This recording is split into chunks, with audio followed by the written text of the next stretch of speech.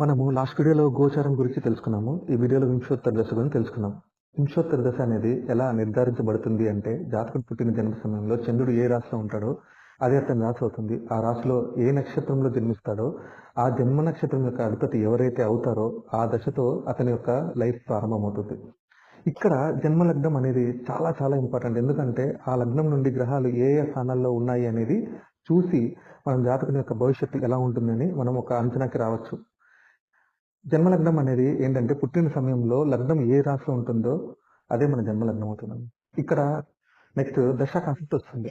మన జన్మ లగ్నం నుంచి లెక్కించినప్పుడు మనకు జరుగుతున్న దశ యొక్క గ్రహం మన జన్మ జాతకంలో మంచి స్థానాల్లో కనుక ప్లేస్ అయి ఉంటే ఆ దశ మీకు ఎక్సలెంట్ గా ఉంటుంది. ఫర్ ఎగ్జాంపుల్, మనకి ఏ గ్రహం యొక్క దశ జరుగుతుంది, దాని యొక్క పొజిషన్ మన జన్మ జాతకంలో బాగుండాలన్నమాట.